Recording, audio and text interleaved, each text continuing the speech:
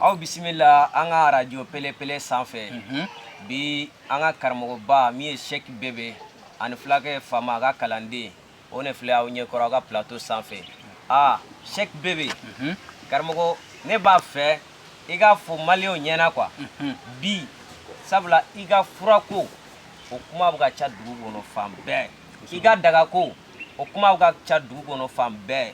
i ka wusulanko o kuma bɛ ka fɔ dugu kɔnɔ fan bɛɛ karamɔgɔ Sheikh Bebe bi i tɔgɔ ne bɛ ka fɔ Bamako fan bɛɛ Mali kɔnɔ fan bɛɛ hali Mali kɔkan kara donc an b'a fɛ i ka dɔɔni fɔ an lajɛlibagaw ani an lamɛnibagaw ye ne ka fura min fɔ ne ka fura kalanden naam a dilanna ni Samawurusi ka dalu de Allahu akbar n'aw t'o dɔn n y'o fɔ ɲɛna a fɔ bɛɛ ka mɛn fura in daga in ne bɛ daga in don naam tile 40 de kɔnɔ ne bɛ daga ninnu dilan Allahu akbar n tɛ dumuni kɛ n tɛ ji min kalanden daga ninnu kelen kelen n'i m'a don i ye 5000 don Allahu akbar mais n y'a kɛ bi bonya n'a barika kama 1000 ye komi gɛlɛya bɛ Mali in kɔnɔ kosɛbɛ bi ayiwa an lamɛnibagaw aw kɔni tulo b'a la dɛ an ka karamɔgɔ Sheikh Bebe ko daga ye 5000 nka bi an filɛ waati min na bi ale y'a kɛ 3000 k'a di bɛɛ lajɛlen ma nasi dɔ bɛ yen ko nasi dɔ bɛ yen o nasi naam n y'a dilan naam ni Mali karamɔgɔ bɛɛ tɔgɔ ye Allahu akbar ne ma ɲi dɛ non a bɛ ne karamɔgɔ ne kulukɛrɛ la Allahu akbar n'i bɛ ɲini kɔni se kuma min na ni Sedina Ali ni Samawurusi bɛ kɛlɛ la ka taa ba naani na waati min na dugukolo jukɔrɔ Allahu akbar u taara se dugukolo laban ma n'o y'a 7nan ye Ala cɛw bɛ n koyi Ala ka nafa n'u bonya n'u barika amin ya rabbi ne karamɔgɔ ne tɛ maa si tɛ nin fɔ ye wala u ye kɛlɛ kɛ ka gɔngɔn wuli dugukolo jukɔrɔ Allahu akbar hakilinta min a b'a ko tiɲɛ tɛ gɔngɔn de wulila dugukolo jukɔrɔ maa min na ni Samawurusi bɔra kɛnɛma ni Sedina Ali y'a meleke a ka jalamugu la ka bɔ ka na a jɔ n'a ye kɛnɛma a ye dalilu min d'a ma n bɛ ka baara de kɛ n'o dalilu ye hali bi Allahu akbar karamɔgɔ bon karamɔgɔ an ye kuma dɔ fɛnɛ mɛn bi o kuma fɛnɛ bɛ ka yala Mali fan bɛɛ k'i ye hameri san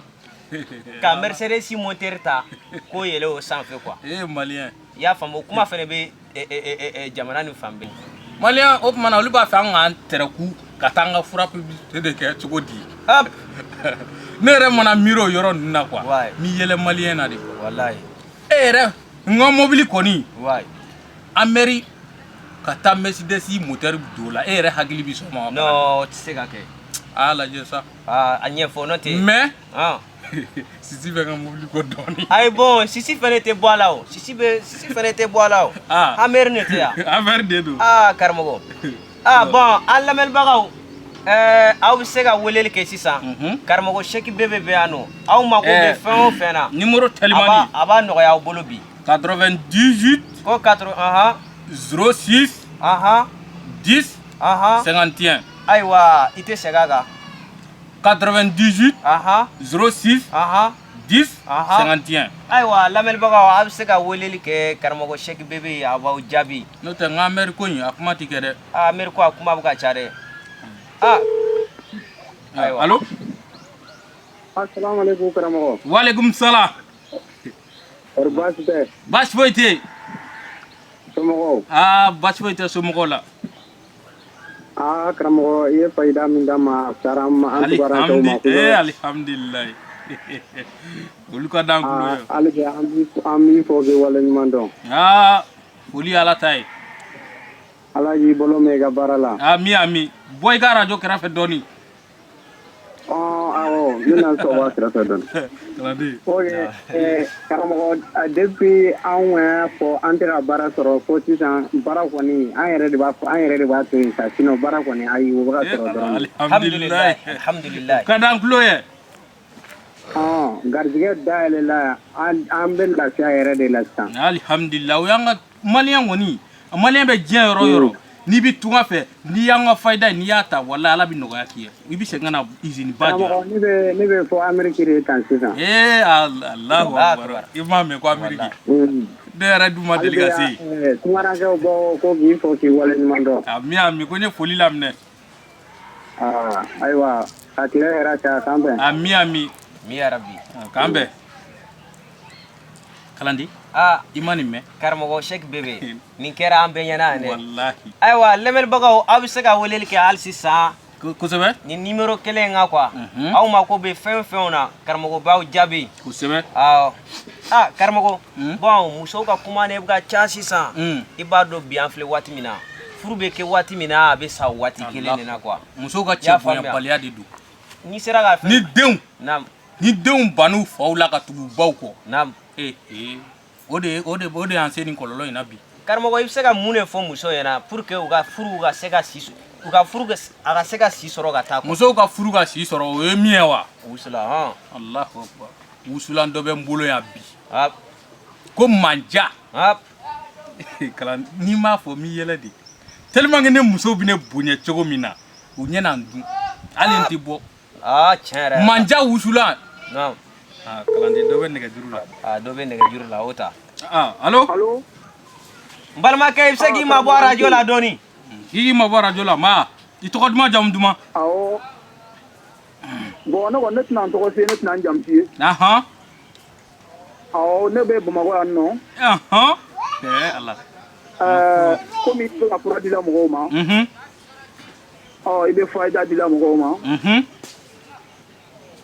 bon ko mi ko wore ko min la ngone ta ko furata awo bon ne terga done dogo ne ma ko juguma ba be yere la ku faagale no ka bolo bo e bo bara la Allahu akbar danga de bon kele ne na tabli en karamo ore la mi to fo batara de karamo ni ni mani mea ay karamo ni ndabla kala ne mai aywa ni ya yere diani batara de eta do dala ala ki sara aywa lamel bagaw na we to ka welel ke ka kuma fota ko jetimine quoi bon ame bi émission da ya no na la sona mo ma ko be karmo ga frola karmo na ga kalande u be soro kulu kerela kalande radio tigera radio tigera kuna gunye garani jonne black an wule jonne bi se kan batara de kan fo ne ma chugudi karmo fene ma war chama di jonne ma wa fladi gara fenge gara ma ka keme fladi jonne ma blanga ta kama ban nti jeni nya ba kan marché tien nyim mana ko di wara yare wallahi gara na etanye John nyum bla uradi non gara il a bien joué ibita fo ko bena ko bolo bon ko fe nyim mana ko di eta do kambe direct ne radio so la je be ba na me nyim mana ko di ame karamo ne ma fo kanya etanye na wule tamani